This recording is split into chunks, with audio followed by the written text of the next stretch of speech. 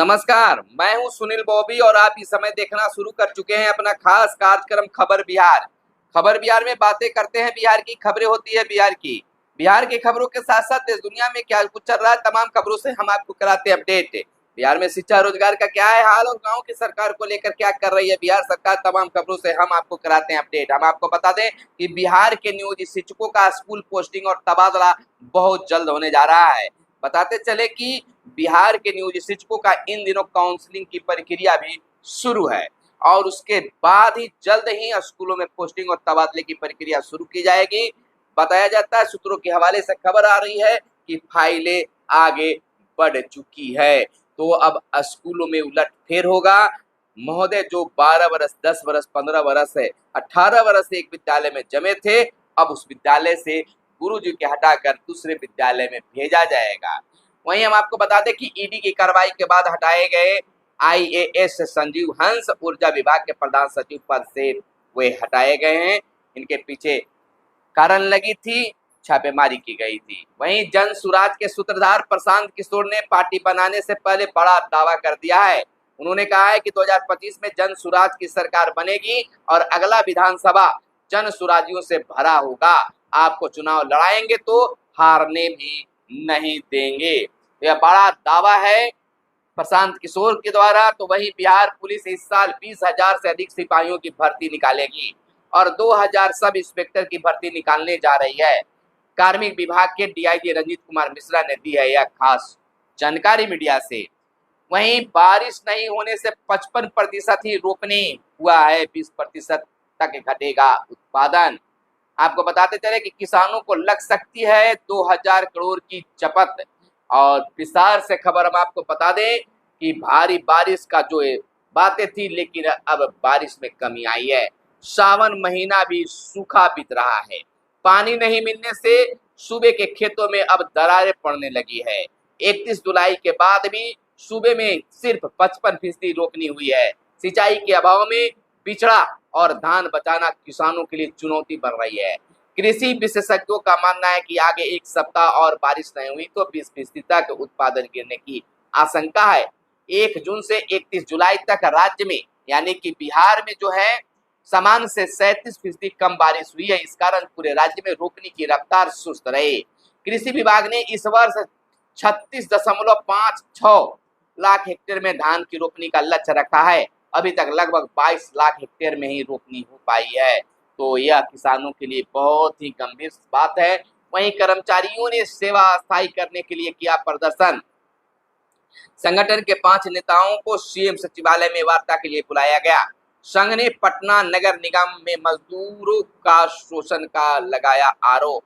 पटना नगर निगम चतुर्थ वर्गीय कर्मचारी महासंघ ने सफाई कर्मियों ने सेवा स्थायीकरण, ठेका प्रथा की समाप्ति, सफाई मजदूरों को एवं चालकों की स्थायी बहाली समेत 14 सूत्री मांगों को लेकर बीते दिन गर्दनीबाग पट्टा में धरना प्रदर्शन किया।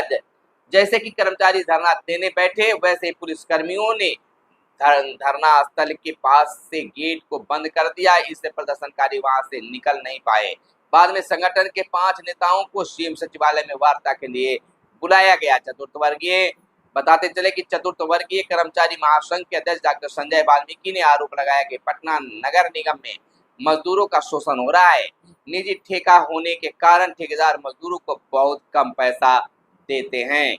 वहीं रक्षाबंधन की अगर बात कर ले तो रक्षाबंधन 19 अगस्त को दोपहर बाद मनेगा। श्रावण पूर्णिमा के दिन 12:30 बजे तक भद्रा होने के कारण देर से मनेगा त्योहार। शोभन और स्वार्थ से सिद्धि योग का रहेगा शुभ प्रभाव। रात 8:12 तक शुभ मुहूर्त बताया गया है। वहीं आपको बता दें कि मनरेगा योजनाओं के लिए केंद्र ने दिए 7.47 अरब रुपए। मंत्री का यह बयान आया है। ग्रामीण विकास मंत्री श्रवण कुमार का है। श्रवण कुमार ने बताया कि वित्तीय वर्ष 2024-25 के लिए केंद्र सरकार ने इस वित्तीय वर्ष के लिए दूसरी किस्त की राशि जारी की है। कुल केंद्र 7 अरब 46 लाख 96 हजार रुपये दिए हैं। इसे राज्य के सभी 38 जिलों के लिए बिहार सरकार ने जारी किया है। उन्होंने कहा है कि प्रत्येक परिवार के इच्छुक वयस्क सदस्यों द्वारा काम मांगने पर एक वित्तीय वर्ष में 100 दिनों का अकुशल मजदूरी मिलेगी। केंद्र सरकार मजदूरी मद में राज्य के अकुशल श्रमिकों के लिए निर्धारित मजदूरी दर के अनुरूप व्यय राशि का 100% तथा सामग्री मद में निर्धारित सीमा के अधीन 75% राशि का वहन करेगी। 25% राशि राज्य सरकार देगी।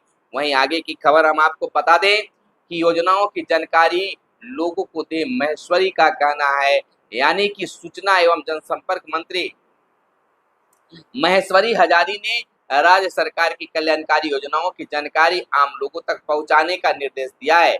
उन्होंने अधिकारियों से कहा कि कल्याणकारी योजनाओं की जानकारी विभिन्न माध्यमों से लोगों तक पहुंचाएं। इसके लिए होल्डिंग्स फ्लैक्स की भी सहायता ली जा सकती है। तो जो भी केंद्र सरकार के द्वारा योजनाओं का क्रियान्वयन किया जा रहा है, आम लोगों तक सही जानकारी पहुंचाने की बात मंत्री जी ने कही है।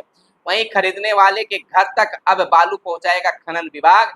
बालू मित्र पोर्टल पर बालू के लिए कर सकते हैं अब ऑनलाइन ऑर्डर। वहीं आगे खबर यह है कि पंचायतों तक पहुंचे योजनाओं का लाभ, यह हजारी का यानी कि कह सकते हैं कि मंत्री का यह बयान है।